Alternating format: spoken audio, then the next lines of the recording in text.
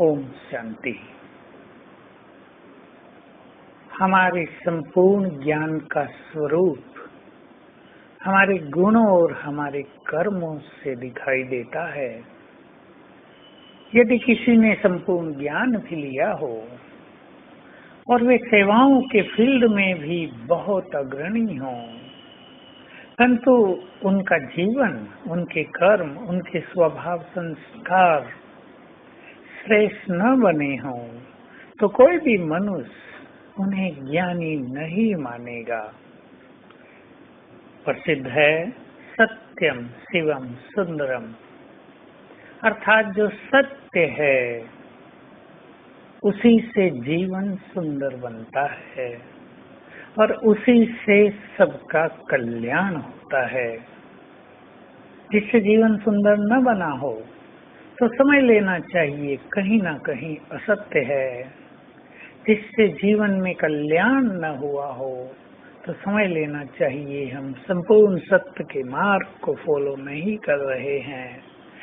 तो हमें अपने ज्ञान का प्रत्यक्ष स्वरूप दिखाना है अपने श्रेष्ठ कर्मों से।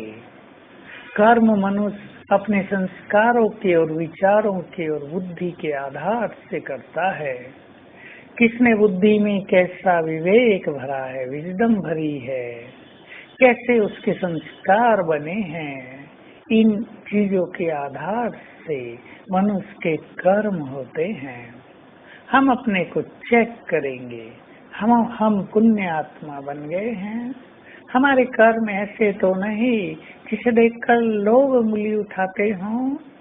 क्या हमारे कर्म संपूर्ण सुखदायी हैं? क्या हमारे कर्म संपूर्ण परोपकार के लिए हैं? क्या हम ईमानदारी से संसार में जीते हैं या धन के लोभ से हम पाप कर्मों में प्रवृत्त रहते हैं? सबसे बड़ा पाप तो अपवित्रता ही है, जिसे भगवान ने कहा ये काम महाशत्रु है और सभी पापों का मूल भी है। जब आत्मा बहुत पवित्र बन जाती है तो उसकी भावनाएं, उसके बोल, उसकी दृष्टि, उसकी वृत्ति, उसके वाइब्रेशन सभी अति श्रेष्ठ हो जाते हैं। अर्थात उसका सूक्ष्म से सूक्ष्म कर्म भी प्रेरणा योग्य बन जाता है। तो हम चेक करेंगे आज कि हमसे कोई ऐसा कर्म तो नहीं होता जो बाबा की डिसर्विस कराता हो। हम कहीं क्रोधवश दूसरों को बुरा भला तो नहीं बोल देते, स्थिति तो नहीं बिगाड़ देते, कहीं वातावरण को भारी तो नहीं कर देते हैं, क्योंकि हमें देखने वाली हजारों लाखों करोड़ों आंखें हैं।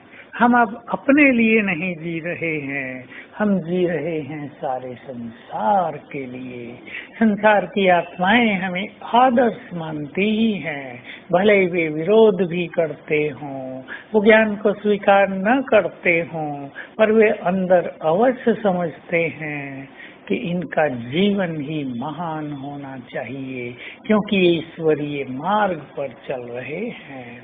तो हम लोगों की भी भावनाओं को सार्थक सिद्ध करें। ऐसा न हो लोग हमें ऊंची दृष्टि से देखते हों और हम वैसी स्थिति में न हों तो लोग हमें ज्ञानी नहीं कहेंगे। तो आइए हम अपनी एक्टिविटी, हमारी बोलचाल और अपने व्यवहार को ऐसा सुमधुर बनाएं, ऐसा सुखदायी और कल्याणकारी और निर्मल करें, ताकि हमारे कर्मों की छाप दूसरों पर पड़ती रहे। हमारे चित्त में किसी के लिए ईर्ष्या, द्वेष और अशुभ भावना भी न हो। सब आगे बढ़ रहे हों, हम अप्रिशिएट करें। जो आगे नहीं बढ़ पा रहे हों उन्हें बढ़ाने का उमंग उत्साह दिलाएं, प्रेरणा दें, सिखाएं। तो ये हमारी महानताएं होंगी जो दूसरों पर अमिट छाप छोड़ेगी। हमारे कर्म ही दर्पण है हर चीज का। इस दर्पण को बिल्कुल स्वच्छ कर लें और इस दर्पण को इतना स्वच्छ कर लें कि लोग इसमें भगवान को देख सकें। तो आइए आज सारा दिन हम एक सुंदर अभ्यास करेंगे। हमारे एक तरफ ब्रह्मा माँ ऊपर देखेंगे उनके मस्तक से शीतल किरणें निकलकर मुझ पर पड़ रही हैं।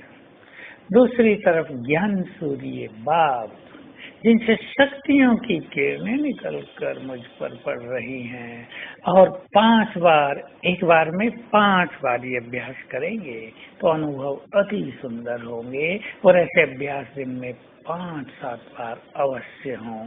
ओम शांति।